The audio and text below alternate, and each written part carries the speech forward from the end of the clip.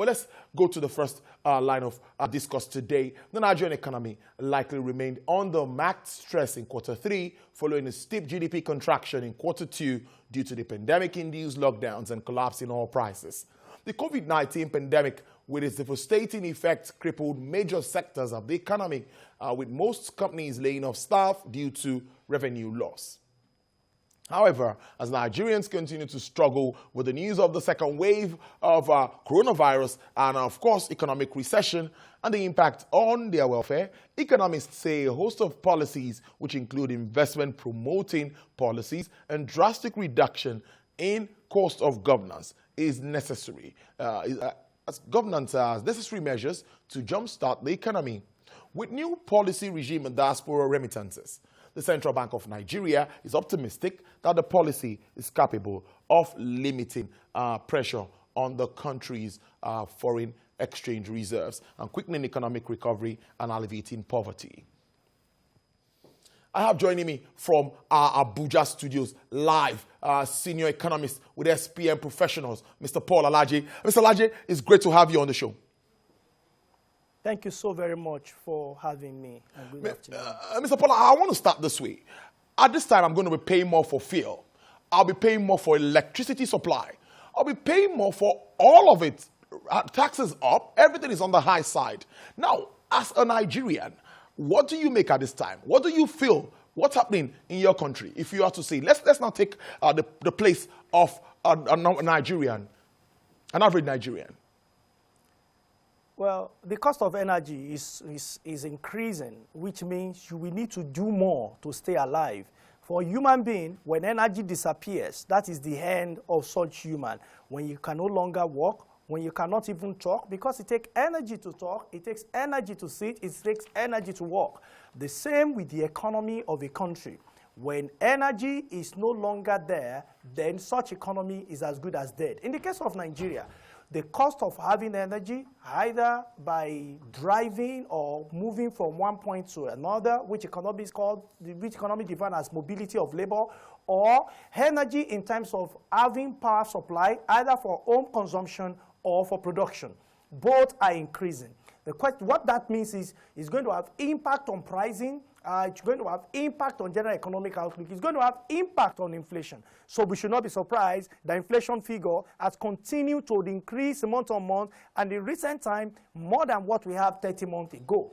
And that number may continue. Recall that we are festive period, and from the report you read, the federal government said 5 naira has been reduced, which means we may be going back into a subsidy regime. But government put a caveat that they have not jettisoned the deregulation regime, but there will be a review between federal government on the 25th of January 2021 and labor union, which means as we speak, there seems not to be clarity as to whether Nigeria has again embraced subsidy regime, or government is just saying for the holidays, for this 1 month and a half window, you will have 5 naira reduction. And you could see oil marketers already kicking to say, no, that is not possible. But bottom line, what is the implication?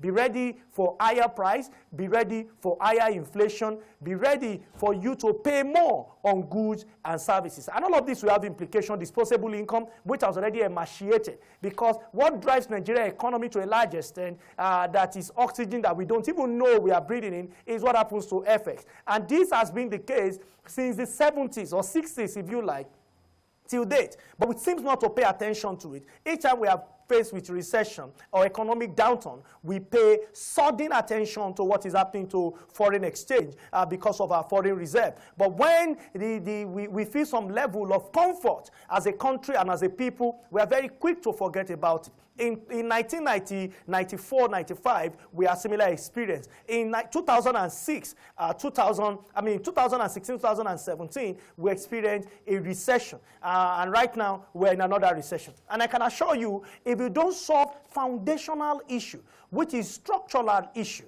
you may not see the end. You may not, they say at the end of the tunnel, there is light. But at the end of this, there may be no light because it might not be real light. It might not be the real thing. It could be fake in nature. So for me, what I see ahead of us in terms of pricing is to still continue to grow. But thanks to central bank that make a new policy that says foreign remittances can now be collected in USD. Of course, this will put pressure on black market. Those people who want to maximize and who wants to get more in terms of exchange rate, they will be pumping it, which means supply in black market or parallel market would increase, and that will crash the rate in that space. But how much can we get from that space? It's another conversation entirely. Even though it might not be as much as we get from crude oil, because we are not exporting sufficiently enough. And from the research we made from supplier from China, I can tell you authoritatively that new imports to Nigeria are faced with challenge because Nigeria is not, what is happening at Apapa Port is overcrowded. Government, I saw legislature visited Apapa Port a couple of weeks ago, and they said they will communicate the same with to Mr. President. A lot of people that want to get imports to Nigeria are having challenges because of what's happening to our port. So we have port to deal with on one hand. We have lockdowns, which the president said we should expect a relax on that very soon. We have exchange rate that is going haywire. We also have issues of increase in pump price, both PMS and also increase in electricity tariff. So this is when Nigeria is being battered on all sides. But we hope that in the coming period, there will be policies to review some of this happening as disposable income, which is limited, which is shrinking. Of course, from the total income, taxes have increased. Disposable income that remains more and more is being taken from me. These have implications on standard of living, which seems to be going down, while cost of living is always going up. Mr. Paul, like you said, and many have said, that the central bank is doing a lot to help address some of these challenges. According to the CBN governor, 3.5% of GDP is what they've done. Actually, trillions of naira have been thrown into all of this. Vaccine has also been found one way or the other, and the test is ongoing, and we expect that it will go round. Are you optimistic? There's some are saying that possibly we could exit recession first quarter next year. I'm worried about this, but some analysts are saying it's possible. I don't know, Paul, how does this come to you? Well, I can tell you that today, Nigeria may decide to come out of recession before the end of this year. And I will tell you, what will take us out of recession essentially is outside the influence of Nigeria, because our economy largely depends on what global oil prices will be. So there is no policy. It's not a policy thing. It is purely exogenous variable. If global oil prices crosses tomorrow morning to $60 per barrel, and we could maintain it for 2 weeks to 1 month, and we are able to export up to 1.8 million barrels per day for those 2 weeks to 1 month, the CBN will suddenly have more FX liquid. We have more FX so that it can combat those who are charging excessively in the market, and you're going to see a lot of turnaround happen within an economy. You know why? That is one side. Check the other side. Most of our imports, most of the things we consume, finished products, they are majorly foreign imports. From those who are watching us right now, the television they are watching us from, I can tell you 9 out of 10 are imported. Those watching on YouTube, it's not a Nigerian product. And so many other things, even the clothes people wear, and they are watching this program either today or in near future, it is also imported. Until we are able to solve our problem. I understand economic theory, but it does not extend to economic application. We call it comparative cost advantage. Nigeria has comparative cost advantage on crude oil production, so we should focus on crude oil. That is how economics lie to us. Economics also say that you can expand your comparative cost advantage because it is purely an assumption there are just 2 countries. The country we live in, the world we live in today, there are over 200 countries. That tells us if you have comparative cost advantage over a country, just one country, what you need to do is to find competitive cost advantage over others. Nigeria has signed or ratified African Continental Free Trade Area Agreement. What that should tell us is we have competitive cost advantage over so many African countries in cement production. We have the same in others. How do we improve that? So that I can give you numbers. According to National Sugar Development Council of Nigeria, Nigeria imported 1.24 metric tons of sugar. Only 30,000 of over 1.2 million were produced in Nigeria. 1.2 million and more were actually imported into Nigeria by 3 companies. And those figures, you can check them out on National Development Council of Nigeria. It's on their website. It's not a figure just placing and just manufactured out of nowhere. It's open, it's in public domain, it's on National Sugar Council of Nigeria, and it can be public. So how can Nigeria get into that space? How can we continue to encourage more plantation so that the sugar you drink in a soft drink, I don't want to mention the brand name, and the one that is used to prepare drugs that we consume, how do we start to produce them locally so that we can retain some of the revenue that we get, and the work that our people are doing, the monies can be conserved within the country? Well, I appreciate economic theory, but in the real sense, when they say competitive advantage, the question applied economics we have: who is happy, who is sad? People say there is brain drain. Other economic arguments have been, no, there is only brain circulation. Whether Nigeria work at home or they work abroad, it does not matter. The question is, when it comes to health tourism, which country suffers and which one benefits? The truth is that more and more Nigerians suffer because of health tourism, and that's had impact again on our foreign reserve. There is no other way out other than when we are ready to develop this economy, starting by restructuring the outlook of the economy, and by growing the economy. That is when we can be free from several economic woes that we find ourselves today. The banking system remains very important in all of this because, you know, what that means for an economy if there's a problem with the banking sector. But the central bank governor has come out to say that Nigeria's banking sector remains stable. You know, even saying that all of the fundamentals are looking very, very good. Now, to you, what do you make of our banking system? Capital adequacy ratio at the moment is above 15%. We've seen what's been happening to loan-to-deposit ratio, and all of this in that system. What do you think of Nigeria's banking system?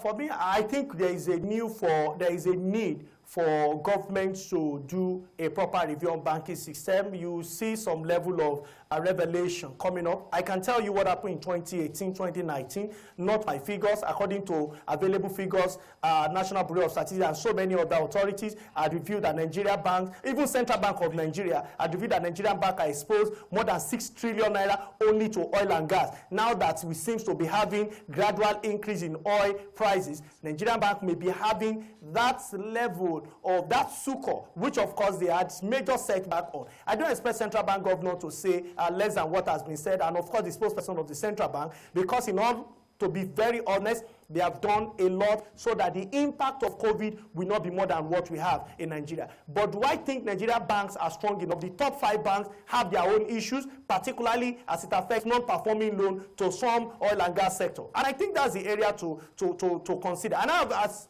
given this suggestion to authorities from time to time. Yes, we see that there is a bill going on in the National Assembly. I want legislation to quickly consider such bill where one is owing an organization, an individual is owing a commercial bank or any financial institution. It is very easy to close such account or leave it dormant and cross to another bank, because PVN from that account cannot be used. There is no law that permits bank A to check what bank B or bank C is doing, except if you go to say credit bureau to check if the person is credit worthy. But not that system has tried a bit, but it has not been perfect. So but with the support of legislature, passing this bill, and Mr. President, with his willing to sign it, I can tell you that we're going to have a better and a safer banking system. 2, I've seen what CBN has done with cash reserve requirement and liquidity ratio. But beyond that, there should be direct policy as to sectors that government want to grow, so that commercial bank could have certain proportion of their receipt to finance such businesses with certain interest. Because at the end of the day, we talk about the forces of demand and supply. But that said, when you look at the intention of what Treasury Bill and Bond is saying, where most of the investment have gone into, I am worried because it's no longer profitable for banks to invest again in Treasury bills bond, either local, and particularly local bills, is no longer interesting. So this is the time for government to quickly see how they can build that robust support for banking systems so that small businesses are also bankable. Beyond just banking, they are also credit worthy, so that banks will be willing to give money to them. When you look at this of doing business, the place Nigeria scored the highest is access to credit. The question is, how come local businesses don't have access, quote and unquote, to the credit that seems to be the largest for Nigeria? It is because of how worthy are these businesses. And until we do this needful, I am afraid banking system will appear good on paper, but when you move closer, you might see something else entirely. Indeed, you might see something else. But before I let you go, Mr. Laji, let's now look at the management framework that we need to be able to produce what we consume. You've touched on that, because we need to improve exports and reduce imports if we are to, stabilize our economy. We've seen CBN also putting a lot of money into production of items that can be made in Nigeria. When are we really going to get there? Rice production, we know what's been happening with rice millers and all of this. When do you think we really get that self-sufficient so that we stop or reduce? We might not be able to stop outrightly, but reduce importation. Yes, my suggestion is that we should be methodological. We should be methodical, I beg your pardon. We should be methodical in coming out of dependency on imports. And I think we should take it one sector after the other. For me, I think government they have considered agriculture, and we have seen impact on rice. And when you look at GDP figure, crop production seems to take the lead in agriculture. But when it comes to the downline, when you look down the value chain, we have not been able to achieve much. But beyond rice, what are the other things that we consume the most? Currently, as we are both speaking, children and pupils are just leaving school. I've given this time and again, even submitted documents to some functionaries of government of how we can start to see that freedom from fabric. Talking about school uniform, 30 million pupils. That is what we have. If we can clothe these pupils that are going to various schools in Nigeria, public, private, senior, junior, and primary school all together, if you clothe them by supporting deliberate policy to support private sector and guarantee market. If you look at the policy CBN is running under our cost borrowers program, it just seems to be guaranteed for farmers that when you have certain output, where we go beyond financing, we will also guarantee market. How do we repeat the same beyond farming? How do we repeat the same in manufacturing so that there seems to be guaranteed market at a given price, so that Manufacturers Association of Nigeria and members and non-members of such organization can know that there is value for money? The implication of this is that the dream of Mr. President to lift 10 million people every year out of poverty. That statement was made for the first time in 2019, 12 June, and it was repeated again 2020. But how much have we lifted in the face of COVID out of poverty? The world, China, why China did not go into a recession? Because China continued to manufacture for the rest of the world. This is it. The more the people you produce for, the richer, the greater your country will be. If you produce for less and everybody is producing for you, even though it appears as if you are receiving, but you will remain below. My favorite book says, the hand of the giver shall remain on top. Paul, let's round up in 1 minute. Paul, in 60 seconds. How well do you see foreign investors coming into our money, coming back into our country? We've seen more than $100 billion of our capital market. Let's round up on that note, Mr. Laji. Yes. So when you see what happened in capital market, it's simply because bond and treasury bills fell. So most of the monies that should have gone into bond and treasury bill were really not, because the market was no longer attractive. Debt market was not attractive. So people were willing to put the money in the other market, in this case, capital market. And you saw how capital market tried. Most of the money are still domestic money that is being circulated, because there is major reduction that happened within the debt market to that market. So, but how do we attract foreign investment? Price freedom.